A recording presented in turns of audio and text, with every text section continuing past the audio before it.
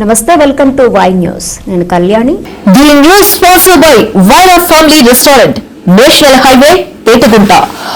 నోరూరించే వంటకాలు, అసలైన మసాలా దమ్ముతో అదిరిపోయే నాన్ వెజ్ రుచులు మీకోసం.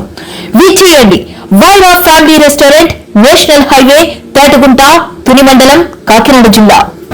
ఎప్పుడెప్పుడా అని ఎదురు చూస్తున్న ఉత్తరాంధ్ర ఎలవేల్పు అనకాపల్లి శ్రీ మూకాంబిక అమ్మవారి మూల విరాట్ దర్శనం వచ్చే నెల నుంచి పునఃప్రారంభం కానుంది. 12 కోట్లతో ఆలయ పునర్నిర్మాణం 3 ఏళ్ల కిందట చేపట్టారు. ఈ పనుల కోసం మూల విరాట్ దర్శనాలు నిలిపివేసి పక్కనే ఉన్న కళ్యాణ మండపంలో బాలాలయంలో అమ్మవారి దర్శనాలు కొనసాగిస్తున్నారు. సవర్ణ సోయగంగా ఆలయ పునర్నిర్మాణం భక్తుల మనోభావాలకు అనుగుణంగా పూర్తయింది. మార్చి 8వ తేదీన మూల విరాట్ దర్శనంకు శుభముహూర్తంగా నిర్ణయించారు. అమ్మవారి పునర్దర్శనం సందర్భంగా ఈ ఏడాది అమ్మవారి పండుగను అత్యంత అట్టహాసంగా నిర్వహించాలని నిర్ణయించారు. ఇందుకు సంబంధించిన పోస్టర్ను ఎమ్మెల్యే కొనతాల రామకృష్ణ ఆవిష్కరించారు.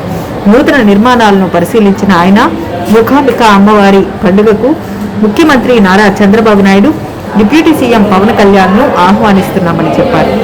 మార్చి 6వ తేదీ నుంచి పలు ఆధ్యాత్మిక కార్యక్రమాలు ప్రారంభమవుతాయని కొనతాల అన్నారు. సహకారాలు అందించి ఈ కార్యక్రమాన్ని జయప్రదం చేసి మళ్ళీ పూర్వ ప్రతిష్ట నెలకొనే విధంగా ఇక్కడ మంచి కార్యక్రమాలు యథావిధంగా జరిగే విధంగా భవిష్యత్ కార్యక్రమాలకు సంబంధించినంత వరకు ఈ ఆలయం ఏవైతే ముందు ప్రధాన ఆలయం పూర్తయింది, దీని చుట్టూ ఉన్నటువంటి కూడా కొన్ని మార్పులు చేయాలనుకుంటున్నాం. ఆ కార్యక్రమం కూడా బహుశా అన్ని కూడా మొదలవుతా ఉన్నాయి. ఫ్లోరింగ్ కానీ ఇతర కాంపౌండ్ వాల్ కానీ, అదేవిధంగా కొంత స్థలం కూడా ముందు తీసుకోవాలనుకున్నాం. అది 24 సెంట్లు ప్రభుత్వాన్ని పంపించడం జరిగింది. వారు ఆమోదం ఇచ్చినట్టే అది కూడా తీసుకోవడం జరుగుతుంది. నిత్య కార్యక్రమాలు యథావిధంగా కొనసాగే విధంగా ఈసారి ఎప్పటిలాగానే మళ్ళీ రాష్ట్ర పండుగ కొత్త అమావాస్య పండుగ జరుపుకొని 30 రోజుల కార్యక్రమం నెల పండుగ వరకు కూడా సాంస్కృతిక కార్యక్రమాలతో పనుల విద్దుగా ఈ పండుగ చేయాలనేసి నిర్ణయించడం జరిగింది కమిటీ వారు. ఆ నిర్మాణం అయిపోయింది. రాతికట్టు ఒక్క గర్భాలయం ఒకటే, మిగతాది రాతికట్టు లేదు, సిమెంట్ కట్టుతో అయింది. మేము వచ్చేసరికే దానికి వచ్చి సుమారు 12 కోట్ల రూపాయలు అయింది. 10.5 కోట్ల రూపాయలు అప్పటికే పేమెంట్స్ అయిపోయి ఉన్నాయి. తర్వాత 2 కోట్లు పెండింగ్ బిల్లులని తర్వాత పేమెంట్స్ తీసుకోవడం జరిగింది. సుమారు 12 కోట్లు. ఇంకా అది కాకుండా ఇప్పుడు చుట్టూ జరిగినటువంటి ఈ ఏవైతే గ్రానైట్ తో చుట్టూ చేస్తున్నాం, ఇంటర్లాకింగ్ బ్రిక్స్ అన్ని పైన కూడా, ఇవన్నీ కూడా సిఎస్ఆర్ ఫండ్స్ నుంచి లారెన్స్ కంపెనీ వద్ద అడిగి వారి ద్వారా సుమారు 40-50 లక్షల రూపాయలు అవుద్ది. ఆ వర్క్ కూడా వారి చేత గేట్లు పెట్టించడం కానీ, కాంపౌండ్ కానీ లారెన్స్ కంపెనీ వారు అంగీకరించారు కాబట్టి వారి ద్వారా ఆ కార్యక్రమాలు జరుగుతున్నాయండి. పార్టీ హయాంలో చంద్రబాబు నాయుడు గారు ముఖ్యమంత్రి ఉంటుండగా అప్పుడు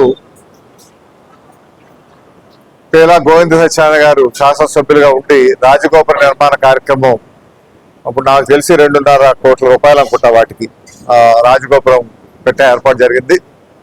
తర్వాత గత ప్రభుత్వంలో నేత కట్టడం కార్యక్రమం ఉంది.